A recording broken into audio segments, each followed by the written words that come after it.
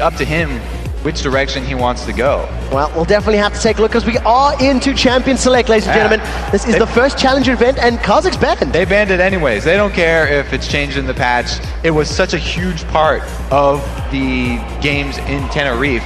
They don't want to leave that one up. Another thing, though, the Evelynn was huge for Copenhagen Wolves. They picked it every single time. The jungle Evelynn is something that they use to get Reckless going in his lane because she can gank that bottom lane. A lot of junglers avoid the bottom lane because of the ward coverage that support will automatically bring to that lane. But Evelynn makes you bring pink wards, and it's easier to keep track of where those are and get around them and pressure the bottom lane with a jungler as sneaky as her.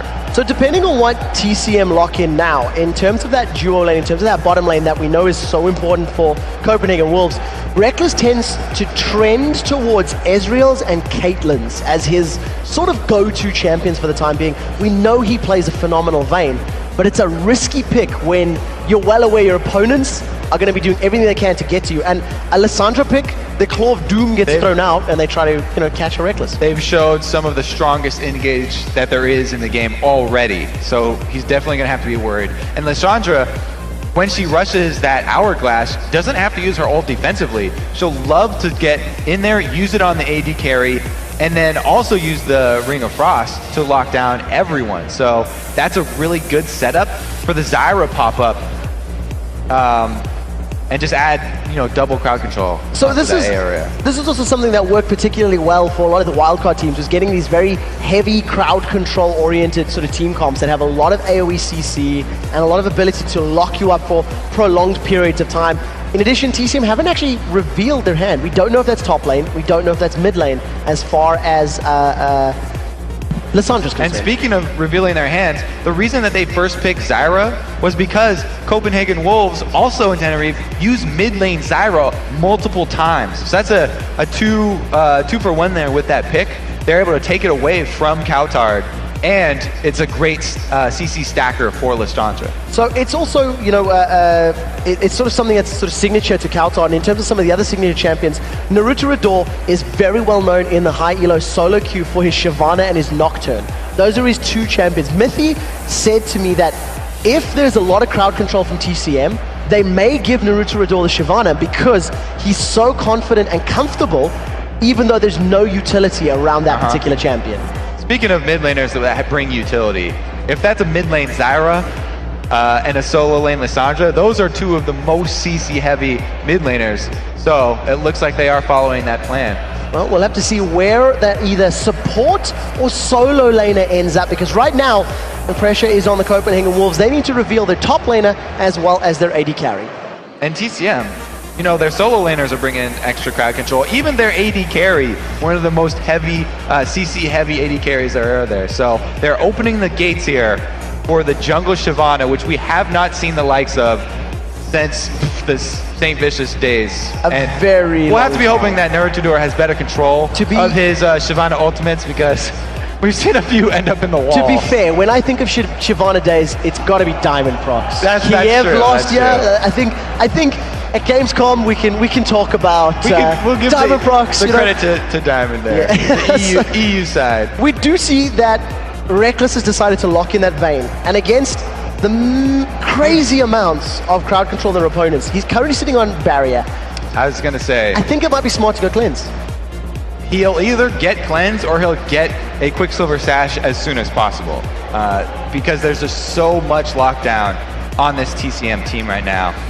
He's going to need that to avoid it, because they're not going to be diving anyone else. Kassadin has a built-in escape, and he's very, very hard to pin down. So they're going to be looking at Reckless. From what we can see between the two teams right now, it's pretty clear that Copenhagen Wolves have got a very good skirmish team. They got pretty good duelist mobility, and they'll probably excel in those smaller 2v2, 3v3s. But the TCM team, if they stack up as a 5-man, that is a terrifying death ball that's just going to roll over everything. So the Dragon's going to be the beacon that TCM want to use. They're going to try and pull Copenhagen Wolves into a bad spot. However, their team, it's great for skirmishes. It's also great for flanking around the outside and poking at TCM while they're inside that Dragon pit. So we'll have to see. It's going to come down to the control that they have over their characters, and if they're able to stay out of the CC that TCM are bringing to the table. So in terms of the final pick, JWoww has decided to go with Nasus. It's a champion that we don't traditionally associate with him because he does so phenomenally well in those assassins. We've seen him play Zed, Kha'Zix, Diana, spring to mind as the keys. Do you feel that that is an anti-Vayne pick? I mean, you're going to be able to add the Wither, so it's another thing that she'll want to either QSS or cleanse if he changes it at the last second here. So they're really just looking to stack another CC. It's not a hard CC, but it's a very effective crowd control for an AD carry. Well, we'll have to see how well TCM can control the damage sources that the Copenhagen Wolves are going to be putting down. This is, of course, a semi-final match. Now, TCM, they've got that spot. They're going to be in the Spring Promotion Tournament. This is for bragging rights. We heard them in the video, and they're like, these are our old enemies. This is our old nemesis.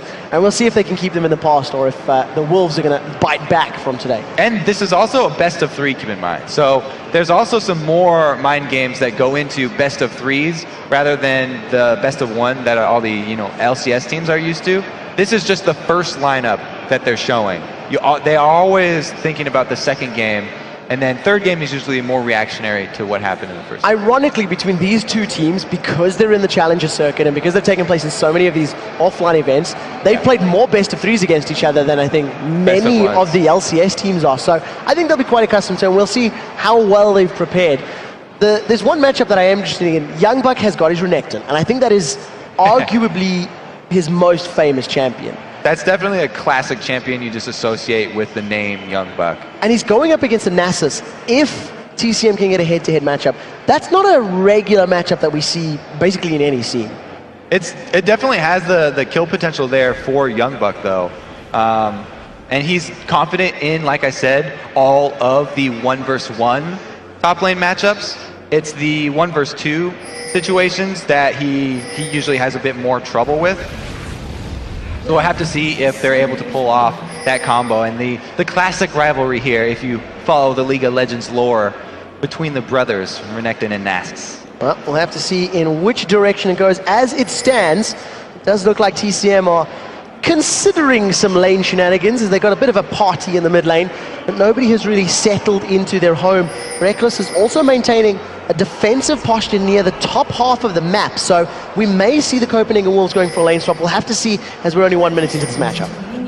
Now, it's interesting also that TCM have brought the teleport on Lissandra because their jungler does not have a lot of ganking potential, because there's no CC on Shyvana, and she didn't bring exhaust either. They're actually going to bring that threat with the mid teleporting in. So top lane, he really doesn't have to worry about Shyvana coming or even the Nasus that's already in his lane. It's only going to be him watching out for the teleports. Well, we'll have to see how effectively the Belgian Beast can make that teleport work for him. Both teams moving around this mid area. They both warded one another's red buffs respectively. Copenhagen Wolves slightly more efficiently, as they've managed to land it in the grass as opposed to underneath the spawning point.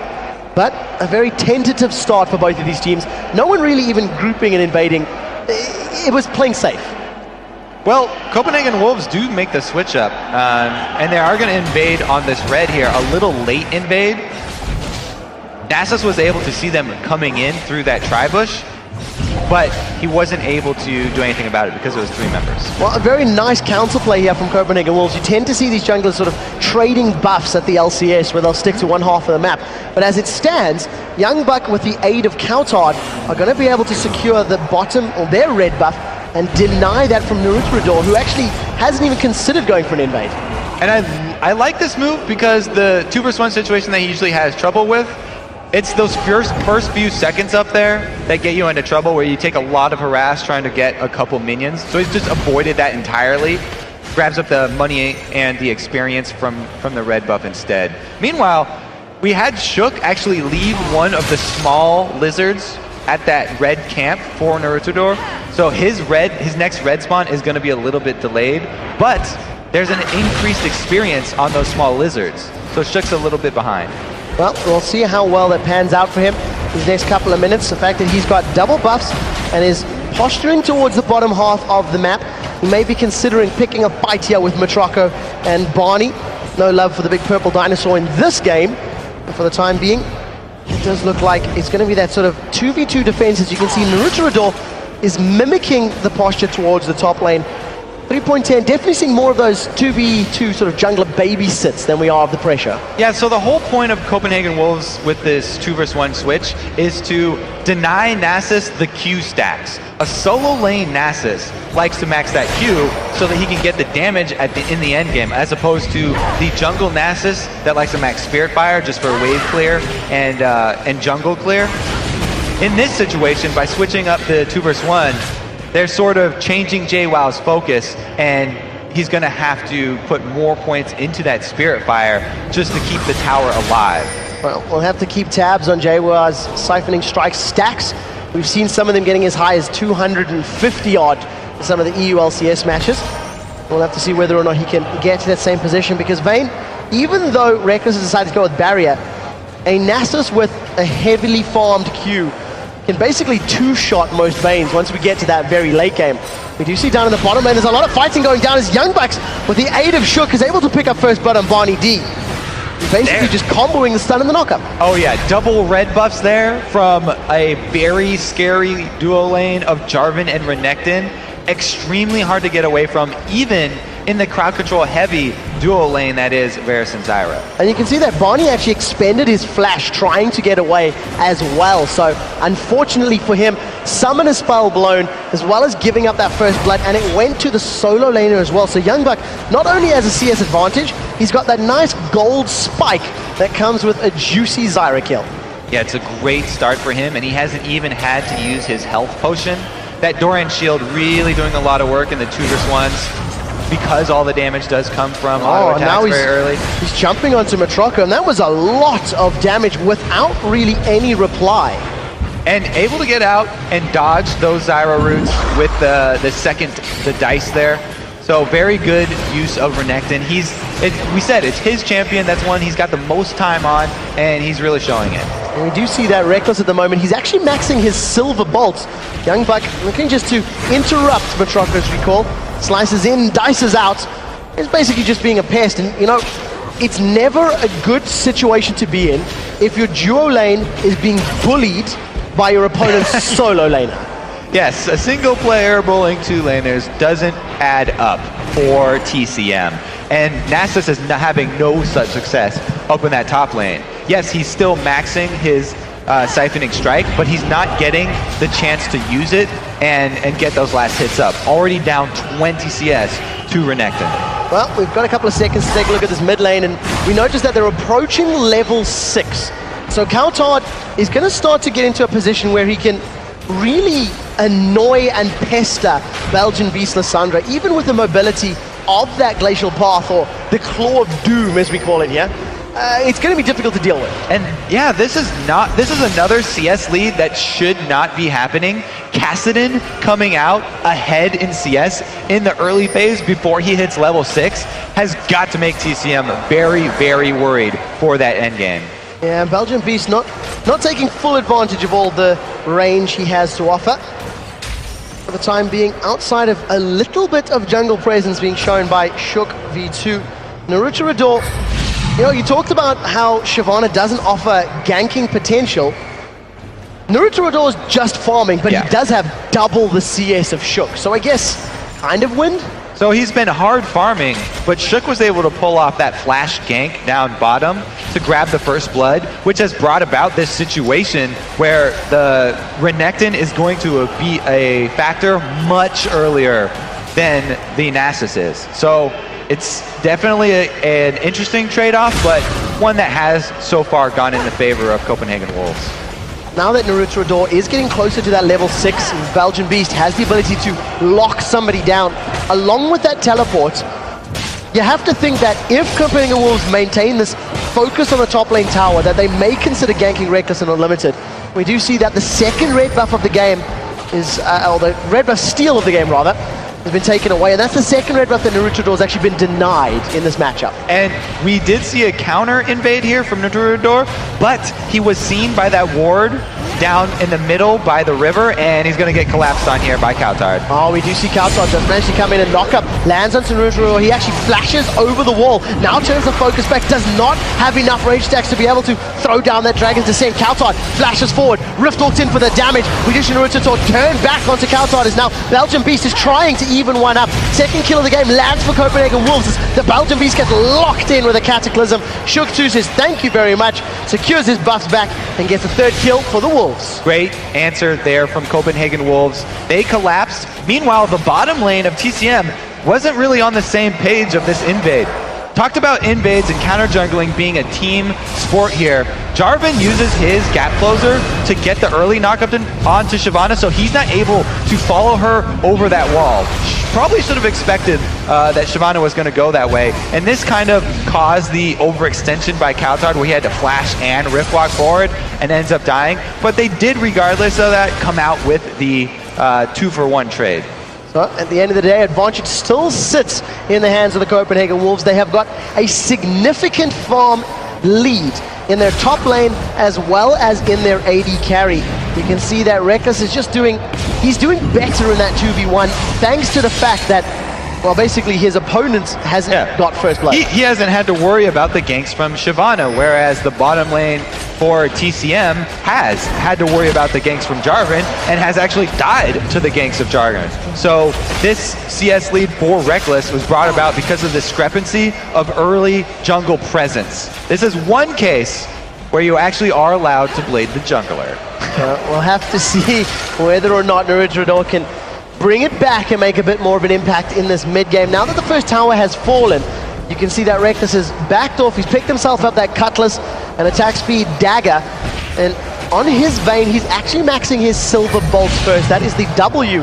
And I guess when you're facing a Vayne and a Shyvana who are naturally pretty beefy in the hit point total, I can see that making a lot of sense. Nasa's definitely going to be a large HP champion as well as Shyvana, so he's going to be able to melt whatever target he isn't right in front of him. As Vayne, you don't want to be diving to the back line, especially if you're against something like a Lissandra, Zyra, Varus combo. You just want to be able to melt the tanks that are in front of you and tumble backwards. So he's really adapting to the opponents that are in front of him. Not only maxing Silverbirds, but also going to rush that Blade of the Ruined King. And Copenhagen Wolves just with great timing and map awareness, really. Realizing JWoww was up top, he's got no teleport to get involved in a dragon, anything. And the 5 members of the Copenhagen Wolves just walk into the pit, secure the first dragon of the game, and there's absolutely no reply here from TCM. They had a little bit of vision, but they really didn't know exactly when it started, and then they couldn't actually see in the pit as it was going on. Right, and they are behind right now, but it seems like the juicy siphoning strike stacks were just too much for JWoww to ignore. And he's actually, even with that free time up there that he got in exchange for the dragon, he's only got 63 extra damage on his siphoning strike, so it's not hitting substantially harder. Well, he is 30 CS behind his opponent Youngbuck, who's doing very well. Naruto hanging out in the bush, but Shook 2 is probably very aware of that. You can see he's hanging out in the mid lane with his Cataclysm and his Flash available. So this is a good counter gank opportunity for Copenhagen Wolves, because a Shyvana ganking a Kassadin is normally a futile attempt here. They actually just go to call him out there, but I don't know, Coutard lost quite a lot of health for not a lot of time gained there. Yeah, it looked like Shook wasn't entirely committed to that. He could have jumped over the wall and knocked up Shyvana, but I think they were a little more afraid of Lissandra. Yeah, they could have actually just wasted a bit more of Shyvana's time, as long as Coutard was ready with his Rift Walk to get away from that Lissandra and not get locked down. Like we said before, this Shyvana brings absolutely no control to the fight, especially against a Kassadin, where she can't even get the knockback on her ulti. Teleport's coming down the bottom lane. Matroco is the focus. Coutard comes in, but the Force Pulse actually misses. He doesn't manage to get the slowdown. They've traded 1-for-1. Both AD carries are dead. Now it's down to the mid lane as this Barney D just gets dropped down. We see Coutard in the back line. His Rift Walk is available. He jumps in for some damages. Shook 2 now joins the party. Cataclysm is available. Everybody's here. Nobody up. The Claw of Doom comes out, and we do see a Rift Walk away from Coutard. Naruto adores with his flame breath, and those double Doran's rings just pick up a kill onto Unlimited. They end up trading 1-for-2, advantage TCM.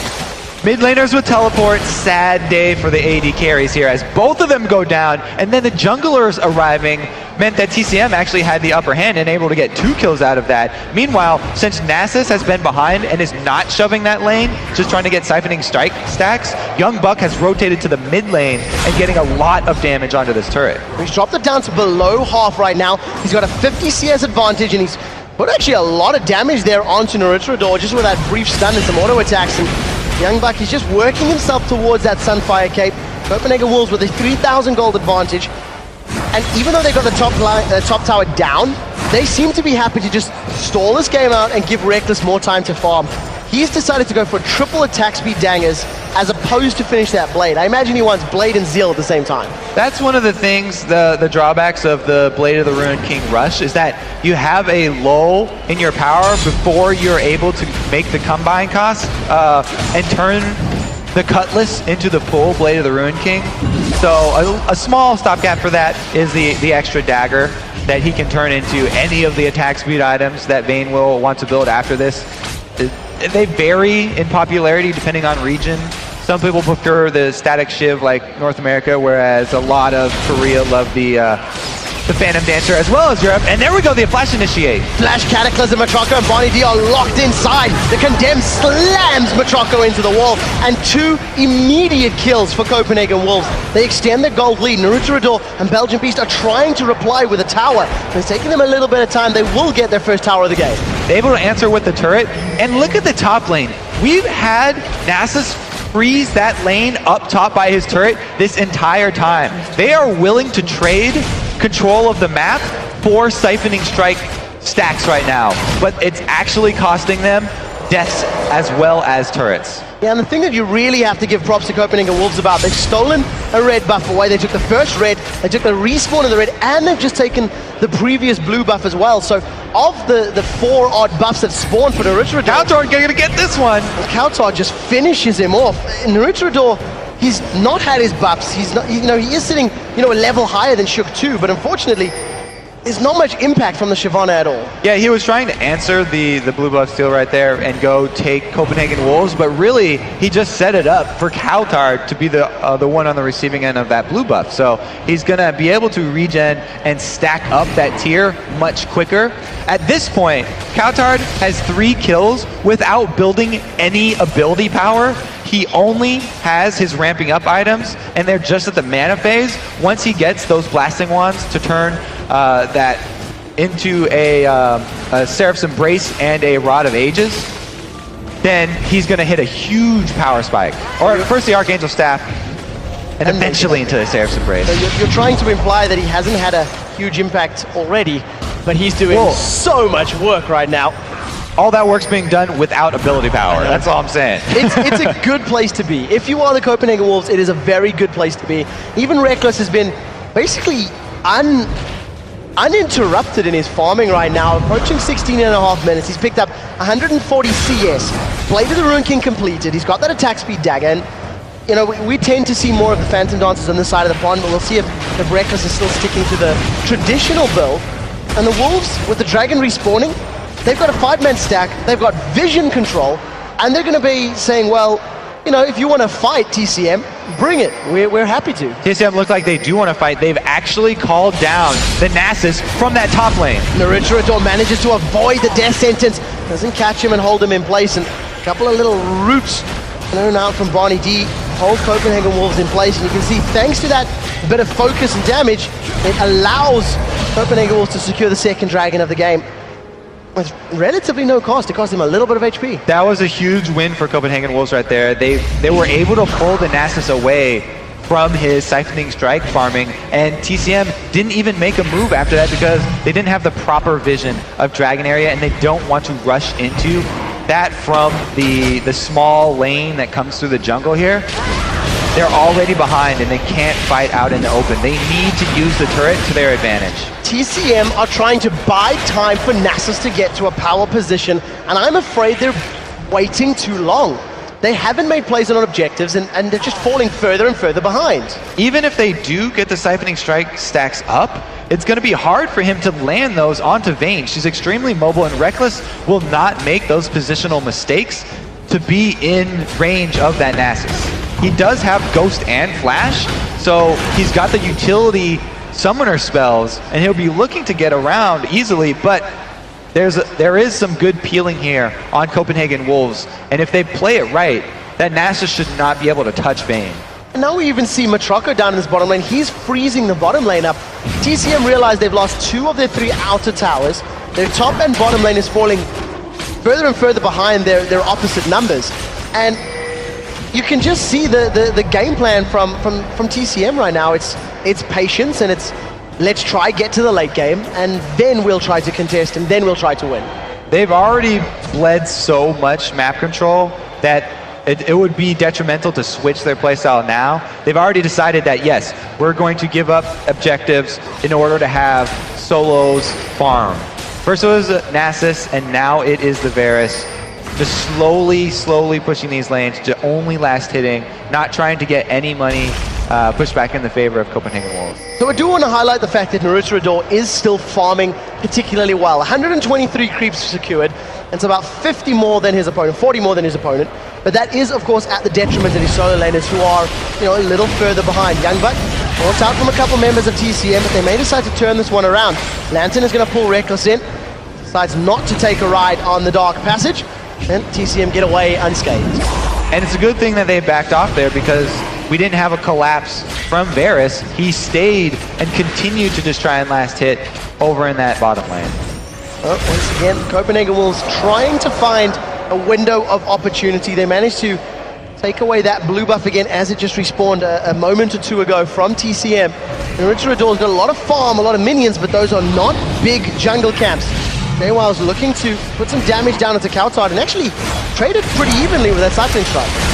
And Nasus will eventually become a split-pushing beast as soon as he farms up a little bit more, but it's going to take a few more minutes for him to get to that level. He only has the Iceborne Gauntlet right now, and that is not enough to deal with the Renekton. And you see JWoww continually throwing down those withers onto Kaltard, and if Kaltard remains in melee range, he will eat a Siphoning Strike shot to the face.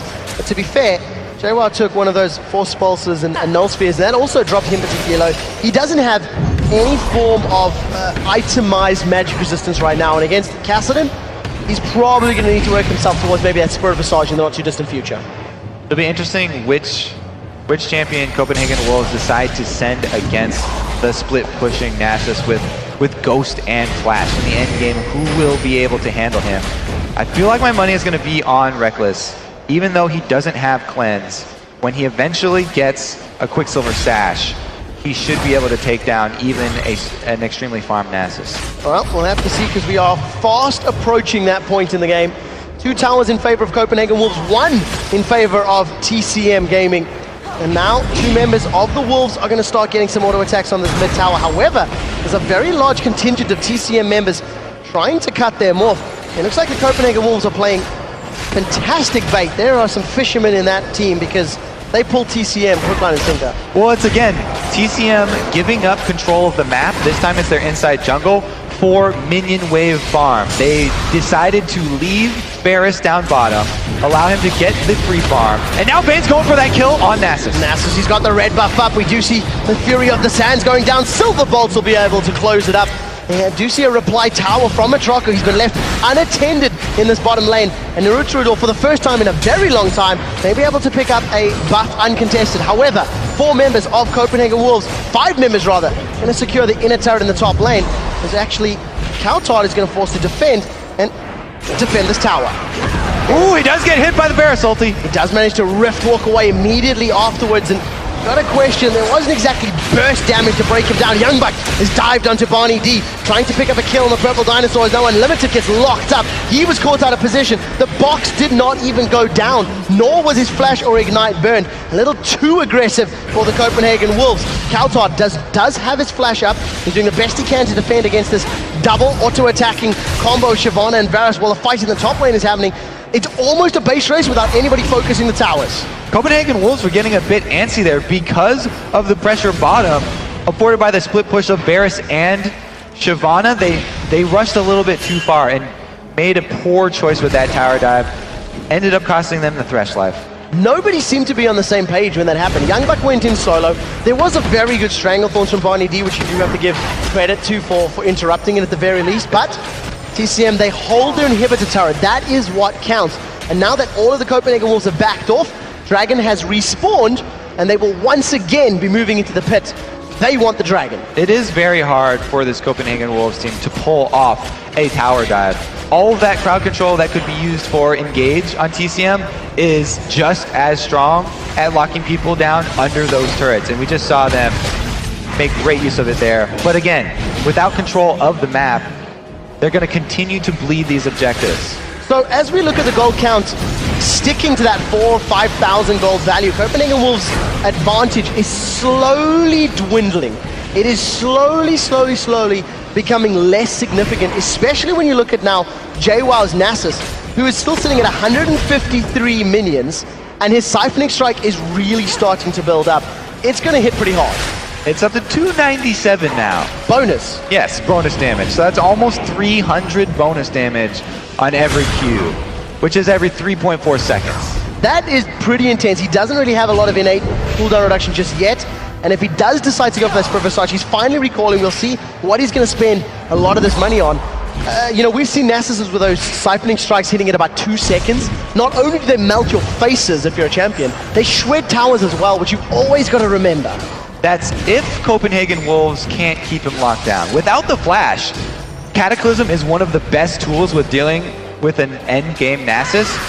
If you just use the Cataclysm on him and then flag and drag out with the Q and E combo, then that's a perfect counter to a Nasus without flash. It doesn't matter how farmed he is. If he's not getting off those constant siphoning strikes, then it's a whole bunch of money that you've wasted funneling it to that top laner. So the key is going to be on Copenhagen Wolves forcing a skirmish to get the flash, and then following that up later with a team fight to pick up the kills. We'll see if they can pull that one off. And we just saw 5 minutes ago how effective Reckless build is against even an extremely farmed Nasus. With maxing the Silver Bolts and rushing the Blade of the Ruin King and going full attack speed, he takes down even very large, high health targets very quickly.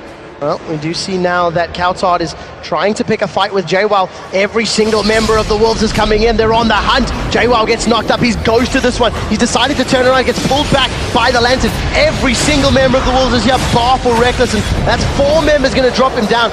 You've got to be honest, though. JWoww survived 5 or 6 seconds. He didn't exactly get bursted down. Didn't get bursted down, but it doesn't matter. That's a huge threat gone from TCM. They've put so much time into that Nasus, into getting him farmed. Without him, they're at a giant disadvantage. Naruto Door's going to use that Dragon's Descent to jump over the wall, saving his flash, but it means his ultimate is not available for a potential Baron steal. The Copenhagen Wolves hop over the wall, and 4 members are starting on the Baron Nashor, while Coutard is looking to run interference. He does manage to rift walk after the Grasping Roots holds him. Baron is dropping low, but TCM want to contest. Knockout comes down. Belgium Beast forced to ulti himself. Frozen Tomb secures his life for a couple of seconds longer. The hourglass is not completed yet. Claw of Doom gets him out cleanly, and TCM have yet to give up a kill. That was a great disengage from TCM right there.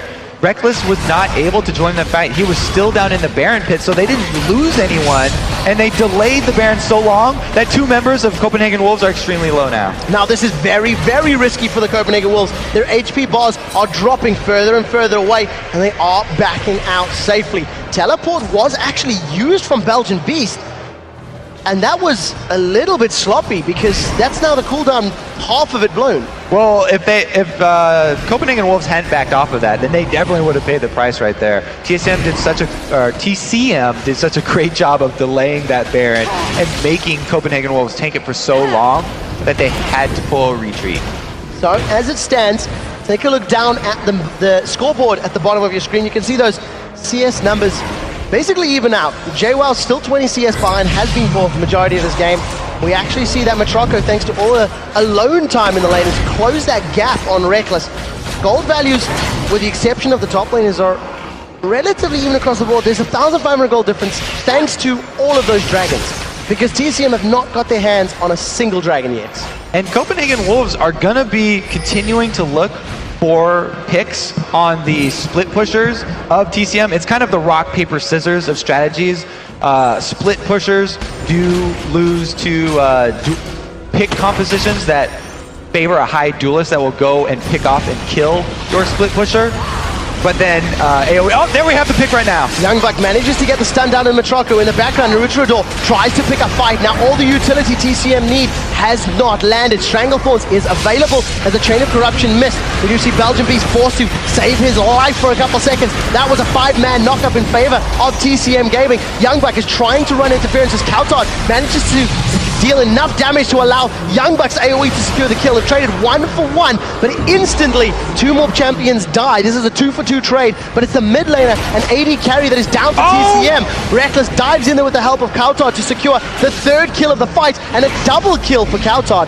Reckless was untouched in that fight. Yeah, you got too close to Reckless in that one, but it was a good example of that stacking crowd control that we talked about. The Lissandra into the Zyra ultimates was able to set him up for a very, very nice Stranglethorns right there, which allowed TCM to even come out that well in the fight. There's a replay of that engagement, so talk us through the specifics. So, we was forced to use a defensive Lissandra ult, but that baited the entire Copenhagen Wolves into that 4-man knockup from the Stranglethorns of Zyra, and now Youngbuck actually stays alive for a lot longer than he should, as Varus is still trying to finish out Kautard, and they actually are ending up able to take him out. But now, Zyra stepped a little too close, and we look at a NASA splash burned. That means he's susceptible to the old cage of Jarvan there, and he can get locked down inside a Cataclysm. Ding, ding, ding. The window of opportunity is now available for Copenhagen Wolves to try and force maybe even tower dives. You know, we've seen it on the inhibitor turret. We've seen they're not afraid to go, you know, as deep as possible. And without JWoww being able to get to the back line and get to Reckless, that's got to be an inviting fight if you're a Wolf. And even if JWoww does, Reckless now has the Quicksilver Sash. So he's got that 3rd item along with his attack speed build that's been rounded out. He does not have much to worry about anymore. As long as he's able to avoid the knockup from the Zyra ulti, he'll be okay. Well, we'll have to see how TCM managed to handle these next few fights, because the previous engagement, JWoww was almost able to hit Reckless's vein. It didn't work out for them. Now, Copenhagen Wolves, they did try Baron a couple of minutes ago. They were thwarted, they were forced away from it, and you can see that they're setting up a lot of vision in the jungle of TCM. And you know, I'm sure somebody's keeping tabs. I think TCM have only gotten 2 of all of their blue and red buffs this entire game, because Copenhagen Wolves have stolen away and secured every single one that spawned after those first couple. They did trade a few red buffs also, so they've gotten some of the opponent red buffs, but they definitely have come out on the losing end of the buff count overall here. Meanwhile, I mean, oh, here we go. Reckless does get another catch. The Condemned manages to lock up Naruto for a couple of seconds. He's forced to use that Dragon's Descent defensively, jumping away from the fights. Even in a best case scenario, TCM were in a 4-man engagement, but they did manage to get out 2 ultimates there. So Copenhagen Wolves, very happy. No flash, no Chain of Corruption, no Dragon's Descent for a little while. They did have a split pushing Nasus for that amount of time, but Nasus now has no Ghost and no Flash, so he was not able to take the turret, had to back off and play a bit more defensively without his summoner spells. Well, we do see the rest of TCM grouping up towards their own red buff. The Death Bush has been created. The Copenhagen Wolves waiting, but there was a little bit of vision there. Barney just seen them. The seed plants have come up. We do see in the top lane though, the Ritual Door's been caught. Belgian Beast dives forward, forced to ulti himself, get the AoE slowdown. Now JWoww trying to get in range. Siphoning Strike is hitting so many people for Kautard, able to rift walk to safety. Now JWoww does manage to get down onto Reckless. Barrier keeps Reckless alive. He almost 2-shots him. Barney D trying to defend his life, manages to get 1 as Youngbuck will close out a kill on Matroko. After that barrier goes down, Kautard just surviving, triple kill. But Reckless saving his life with that barrier. He got a little too close to the dog and he got bit right there, but he was able to survive Now he knows how much damage he can take from a siphoning strike, at least. Here's the replay of the match. So what's the key things? So the death push does work out. They're able to take out one of the tanks immediately. It was a very good job by Lissandra to stay alive as long as she did with her invulnerabilities, but Reckless's damage on Nasus, able to take him out before he goes down to the siphoning strikes. And without the second tank, there's nothing left in the TCM mid line, and their back line just crumbles. So with that very convincing ace, Copenhagen Wolves secure the inhibitor turret as well as the inhibitor at 33 minutes. Now Naruto is trying to pick a fight. He's managed to get the shutdown kill onto Reckless. That's a massive chunk of change in his back pocket. Naruto pulled off to the side thanks to Unlimited's death sentence. Now Naruto split. He wants Thresh. The rest of TCM still thinking about Youngbuck, but this is going to be a difficult ask, especially with Kaltard now back in the mix. Yeah, no crowd control on that Shyvana. She can't continue the chase. Gonna have to give this one up and be happy with that one kill on Reckless. Right, now we see TCM.